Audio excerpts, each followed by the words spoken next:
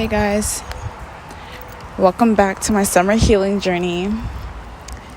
These are all going to be pre-recorded episodes because I haven't even filmed the drawing part of it yet, but it's such a beautiful morning. Forgive the background noise because I'm walking outside, but I wanted to talk about God's character and dissect a part of his character that a lot of us do not talk about, or that a lot of us miss and don't pay attention to. And this part of his character, I think, is just one of my favorite parts about him, and it just makes him all the more of a father that he says he is. And I really wanted to talk about it because there's a couple things that's happened over the past few days that I just thought, okay, whatever, I'm just doing them. But what it was in reality was actually him allowing me to have fun. And so that's the part that I was going to talk about, which was the fact that he's actually very fun. And that's also a part of being loving. And he is love, right? And so he's not only fun and humorous, because God does have humor, but he also he delights in knowing that we are okay. He delights in knowing about our overall well-being.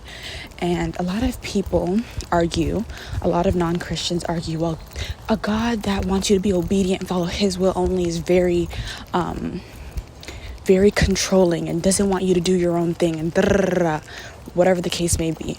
Number one, God isn't controlling because we have free will. And if he was controlling, we would all be following everything he told us to do. But there's a reason why we fall. There's a reason why Jesus had to die for us, because we're sinning constantly. It's a constant battle, right? So we already do have free will. And on top of that, he's not controlling. God is not controlling. When he tells us to be obedient and to listen to his will, it's because he knows what's best for us. And he knows more about us than we know about ourselves. And so he knows what can trip us up, what can hurt us permanently, what can hurt us for a long time. And he tries to help us avoid that. But we can decide. We have the decision on whether we want to listen to that or not, right? And so I've been like, God, I need you to do this thing for me. I've been praying for, it's been 7 months of wilderness. I need you to do this thing for me. And if you don't know what I'm talking about, you can listen to my other episodes. I talk about how I've been in a wilderness season for about 7 months now, and it's been hard. And so I'm like, God, come on, it's already summer. I need you to do what I believe you to do for me, right? And he never said no. He never said no, but I didn't understand exactly why he was making me wait. And so during the school, when we were still in school, when we still had exams, I understood why he wanted me to wait, because we had exams. It was going to be too stressful for me. But then after that exam period was done, I was like, it's summer. Why won't you do this for me? And then he said, take a week to take care of yourself. So I took a week and I took care of myself, right? But still, he wasn't doing it for me. And I was trying to figure out why. Why isn't this happening yet? And so yesterday I had such a good time with one of my friends. We hung out. I hadn't had a good time like this with somebody, a genuine time like this with somebody in so long. And so I had a really good time with one of my friends, right? We went to the forest. We admired God's work, nature, all of that, right? And so it was such a good time.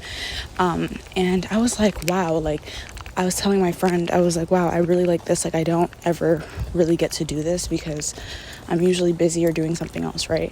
So I was telling him, I was like, I don't get to do this often. It's so good to hang out with you and whatnot, right? And my friend was like, yeah. And then I realized something. I'm like, I don't get to do this often.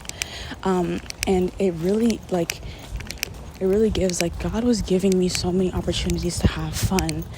And if you know me, I do not have fun. One thing about me is I do not have fun. I do not take time to do nice things for myself or to do things that make me happy. A lot of the times I'm like, okay, I have to follow God's will. I have to do this, I have to do that. And I'm rushing to do, a million things at once. And I forget about myself and forget to give myself, time to enjoy. And God's like, you're praying for this one thing, you're praying for this specific position, right? You're praying for this position, and it's I hope you know that the minute you get this position, you won't have time to be doing all the fun stuff you need to do. And if you don't know, this is I'm going into my last year of high school, and so God's you're going to be busy looking for universities, looking for apartments. You're going to be very busy. And so I'm trying to make sure that you have one of the best summers ever. Every summer you have been obedient to me. Every summer you have constantly been seeking me. Every summer you've been doing your YouTube videos, doing everything that I've asked you to do, and you've taken no time to enjoy yourself. And when you did take those times, you rushed it. You didn't live in the moment. And so God's saying, I know what you're praying for. It's already done. I'm already giving it to you, but you're going to have to wait. And until you enjoy yourself and until you have some fun, then is when I can give you that blessing.